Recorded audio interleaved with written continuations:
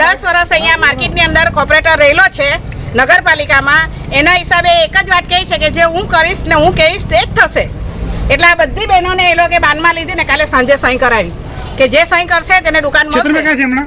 चेतनभाई ताज हसे नगरपालिका में। नमस्कार, मैं निधि झा लक्ष्यवेद न्यूज में आपका स्वागत करती हूँ। 50 से 60 मछली विक्रेताओं ने वापी नगर पालिका पर लगाए गंभीर आरोप। बुधवार की दोपहर को वापी नगर पालिका भवन को करीबन 50 से 60 मछली विक्रेताओं ने घेर लिया। इस मौके पर उपस्थित मछुआरों ने मीडिया की उपस्थिति में वापी शहर के मेयर कश्मीरा शाह और सीओ शैलेश पटेल पर कई गंभीर आरोप लगाए।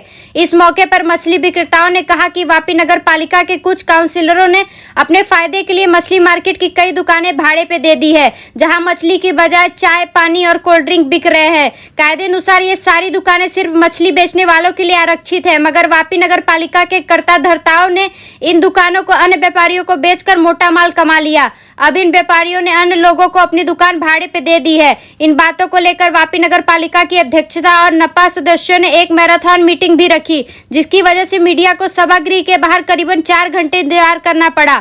इस संदर्भ में मछुआरे और वापी मेयर ने जो कहा आप खुद सुन लीजिए। आज આપણે કઈ જગ્યા પર ઊભા છે? નગરપાલિકામાં ઉભેલા છે અને નગરપાલિકાની અંદર આજે ભ્રષ્ટાચાર થઈ રહ્યો છે। ચોખ્ખી ને ચટ વાત કહું છું, ભારતીય જનતા પાર્ટીના લોકોને હાથની અંદર મોટી મોટી દુકાનો આપવાની વાતો થઈ રહી છે। આટલા વર્ષોથી આ લોકો બેસા છે। માંગેલા સમાજથી બિલોંગ કરું છું, માંગેલા સમાજ સાથે અત્યાચાર થઈ રહ્યો છે। કાર સમાજ સાથે આપણે કોઈ લાગતું વળગતું નથી એવું નથી કહેતા, બધા એક જ સમાજના લોકો છે, બધા માછીમારો જ છે। બધાને સમાનતાનો અધિકાર મળવો જોઈએ। બધાને એક એક દુકાન પર્સનલી આપવાની વાતો થઈ રહી છે, એને નહીં આપવી જોઈએ।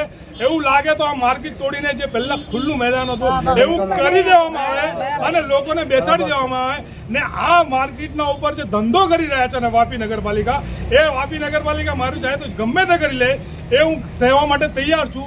મેં આ લોકો માટે હવે હું હમણાં કહી દઉં છું કે હું કલેક્ટરથી માંડીને હું બધામાં અરજી કરીશ, બરાબર છે। મારે આમરણ ઉપવાસ કરવો પડશે તો હું કરીશ અને મારે આત્મદાહ કરવો પડશે તો પણ મેં મારા સમાજ માટે કરીશ। હું માંગેલા સમાજના તમામ લોકોને કહું છું કે મારા પડખે ઉભા રહો અને તમામ માછીમારોને હું કહું છું કે મારા પડખે ઉભા જય માતાજી। જે તમને 29 તારીખનું જે ઇન્ટિમેટ કર્યું છે 1986 થી આ માર્કેટની સ્થાપના થયેલી છે। આ મટન માર્કેટ હતી।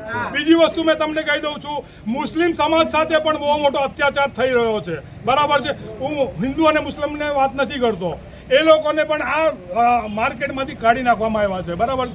એમને બી જે 2-3 જણા જે છે, જેવી રીતે અશરફભાઈ છે, એ લોકોને પણ એની અંદર દુકાનો મળવી જોઈએ।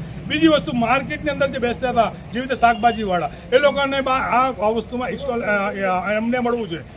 બીજી વસ્તુ શું છે કે જેટલા બેસતા હતા કાયદેસરના જે પહેલાથી, તો એમના જે ફેમિલી વાળા છે એમાંથી 5 જણા થાય તો 5 જણની દુકાન પણ કોઈ મતલબ બનતો નથી, બરાબર છે। એમની ફેમિલીને એક દુકાન આપી દો, પછી મારી ફેમિલીમાં ભલે 4 જણા હોય તો મને એક દુકાન આપી દો, મારે કોઈ વાંધો નથી। પણ એક જ ફેમિલીમાં 5-5 ને 6 દુકાનની વિતરણ કરવામાં આવે છે, એ શું છે એનો જવાબ મને વાપી નગરપાલિકા રાઇટિંગમાં આપી દે। વર્ષથી તમારી દુકાન છે? 40 વર્ષની દુકાન છે જૂની અમારી। ને આશરે કેટલા લોકો તમારા બધા છે સાથે, જે તમારા સાથે જૂના? બધા મારી સાથે બધા જૂના છે, બધા અમારા બધા જૂના કુંવારાથી બધા અમારી સાથે છે। બધાનો મુદ્દો સેમ જ છે તમારો? બધાનો મુદ્દો સેમ જ છે। તો આજે તમે નગરપાલિકામાં કોણને મળી આવ્યા?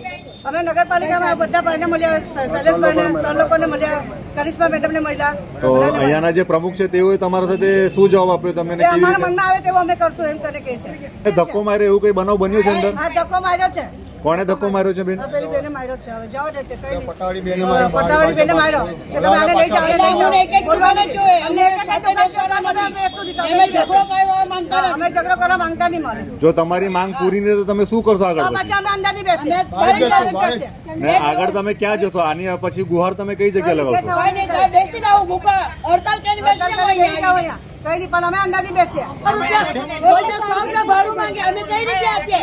कश्मीरा शाह, प्रेसिडेंट वापी नगर पालिका। वो फिशरमैन का कोई इंसिडेंट नहीं था, उनके लिए तो एक्चुअली में खुशखबरी थी। हम लोगों ने एक फिश मार्केट बनाया है, पूरा न्यूली कंस्ट्रक्टेड है, तो जो रोड पे बैठते हैं उनको हम लोगों ने अच्छे से स्टॉल देकर उनका समाधान किया है और वे लोग अच्छी जगह पर बैठ के अपना बिजनेस करेंगे। मैम नीचे जो पत्रकार लोग से उन लोगों ने बात किया तब उन लोग ने इस चीज का पूरी तरीके से विरोध किया, उसके बारे में आप क्या कहना चाहेंगे? किस चीज के बारे में? उन्होंने ये कहा कि जो साइन हमसे सिग्नेचर करवाया गया है, पहले सिग्नेचर करवा लिया गया और बाद में कहा है कि ये मतलब सबको दुकानें देंगे ऐसे करके सिग्नेचर करवा लिया। और अभी एक जगह पे दो उसके बाद में एक परिवार के पांच दुकानें दे दी गई है और हम लोगों को देखिए, पहले तो अभी फिलहाल हम लोगों ने जो स्टॉल्स बाहर, आपको पता है कि रोज जो छूट में मच्छी बेचते हैं डे टू डे बेसिस पे, उन लोगों को दिक्कत ना हो इसीलिए ये हम लोगों ने फिश मार्केट खड़ा किया है।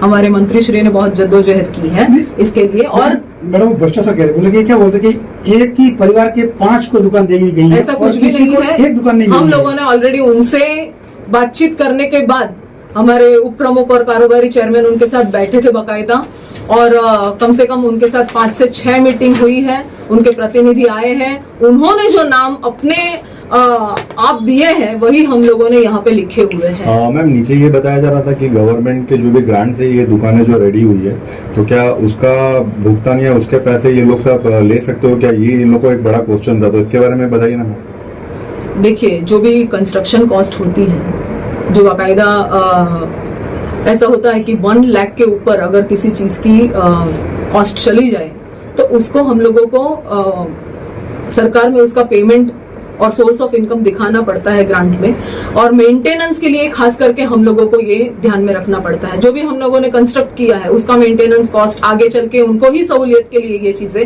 काम लगे। तो जो अभी इन लोग से जो कॉस्ट उन लोग से आप लोग ने जो रिसीव किया है या हुआ नहीं है व्हाटएवर, तो वो चीज मतलब मेंटेनेंस के लिए है या ऑफिशियल कुछ नगर पालिका के नॉर्म्स के हिसाब से उनसे पैसा लिया गया? ये जो डे टू डे बेसिस पे रोजिंदा उनके पास से जो 100 रुपीज पर स्टॉल, और जिनको हम लोगों ने सिंगल स्टॉल में 2 जन का समावेश हुआ है उनको 50 रुपीज पर स्टॉल, ये है हम लोगों का जो रेगुलर बेसिस पे डे टू डे बेसिस पे मेंटेनेंस के लिए जो चाहिए उसके लिए लिया। मैम लेकिन मोस्टली जो अपोज है नीचे वो एक स्टॉल पे 2 जन को बिठाने का ही मोस्टली हो रहा है, तो ये क्यों? और देखिए, एक तो मैं बात बता दूं कि है ना, कोई स्टॉल जो है वो बड़े हैं, उसी में 2 जन को बिठाया गया है, वो भी उनकी म्यूचुअल एग्रीमेंट के बाद ही वो नाम लिखे गए हैं। लेकिन उनका कहना यही है कि जो 70 साल से हम लोग बैठ रहे हैं, तो हम लोग को एक शॉप में 2 जन को बिठाया गया है, और जो लोग हमसे पीछे आए हैं वो लोगों को इन लोग ने 1-1, 2-2, 3-3 दुकानें दे दी है, या ऐसा भी बोल रहा है कि नेपोटिज्म का हो रहा है कि फैमिली जो इन लोग की है उन लोग ने अंदर दे दिया, ऐसा कुछ इन लोग देखिए, एक तो मैं आपको बता दूं कि कोई बिजनेसेस ऐसे होते हैं जो हेरिडिटरी चलते हैं, उसमें नेपोटिज्म की कोई बात नहीं आती है। अभी मैं समझो कोई बिजनेस कर रही हूँ, उसके बाद मेरा बच्चा करेगा या मेरे 2-3 बच्चे हैं तो वो करेंगे, तो और ये सब बहुत छोटे परिवार से बिलोंग करते हैं। ये लोग मच्छी बेच के ही पेट भरते हैं, और उनके परिवार में आने वाले लोग जो पढ़े लिखे ना हो वो भी यही बिजनेस करते हैं। इसमें नेपोटिज्म कहाँ से आ गया? नहीं, ये लोग का कहना है ऐसा तो वो लोग कहते हैं, लेकिन हमको ये बात समझनी चाहिए, और उनसे म्यूचुअली बात करने के बाद ही ये नाम लिखे गए हैं। और उन लोगों का मैडम ये भी कहना है कि 100 रुपए बहुत ज्यादा है, जो 20-25 रुपए जैसे कुछ बनना चाहिए, ऐसा उन लोगों का कहना है कि पर डे के हिसाब से 100 रुपीज बहुत ज्यादा है। ये कैलकुलेशन के हिसाब से किया गया है, जो पर स्क्वायर फीट या जो स्टॉल की साइज होती है उस पे कुछ परसेंटेज कैलकुलेट करने के बाद होता है। मैम नीचे अपोज किया गया है कि अगर जो इन लोग हमारी जो भी मांगे नहीं मानेंगे तो हम लोग तो बाहर ही मार्केट लगाएंगे, तो मैम इसके सामने कुछ नगर पालिका इन फ्यूचर उसके सामने फिर ठोस कदम उठाएगी कि फिर जो नॉर्म्स बने उसी के उन लोगों को फॉलो करने का आदेश देगी? बाहर तो कोई बैठेगा नहीं, जिनको स्टॉल मिल गए हैं उनको अंदर ही बैठना होगा, उनकी सहूलियत के लिए ही बना है, और उनके साथ कंसल्ट करने के बाद ही ये फिश मार्केट भी बना है। अब वो लोग यही बता रहे कि ये लोग एलिगेशन ये कर रहे कि हम लोग को जिस हिसाब से कंसल्ट किया गया था, जो हम लोग के बीच में कम्युनिकेशन हुआ था, वैसा कुछ हो नहीं रहा है। हम लोग से सिग्नेचर कराने के बाद पता चल रहा है कि हम लोग एक शॉप पे 2 जन बैठेंगे। मैम तो उसके बारे में बताइए। तो मैम आपका कहना है मतलब ये है कि अगर जो लोग दुकानों में बैठने से मना कर देते हैं वो बाहर दुकानें नहीं लगा सकते, इनडायरेक्टली उनको बैठना दुकान में ही पड़ेगा, या तो फिर धंधा बंद हो जाए। सफिशिएंट जगह है वहां पर, उनको लाइट, और हाँ सबसे बड़ी बात की लाइट बिल जो है वो नगर पालिका खुद भरेगा, उनको बैर नहीं करना है। मैडम उनके लिए कोल्ड स्टोरेज की भी फैसिलिटी ऊपर बनाई गई है, सारी सहूलियत। हम चाहते हैं कि हमारा टाउन जो है थोड़ा सा आइडियल बने, तो उसके लिए और क्लीनिनेस रहे तो अच्छा लगेगा। इसी के लिए उनकी सहूलियत के लिए उनके कंसल्टेशन के साथ ही ये चीजें की गई है। नहीं, और जो अभी मैं आप मैडम की और मैं बोलता हूँ, जो एलिगेशन लगा रहे हैं ना, हमारे पास लिस्ट है कोई एक फैमिली से किसी को दिया नहीं है। मतलब आप बोलते हो एक फैमिली से 5 है, आप लिस्ट देख लो, कहीं पे भी है नहीं, और सभी की मंजूरी से हुआ है।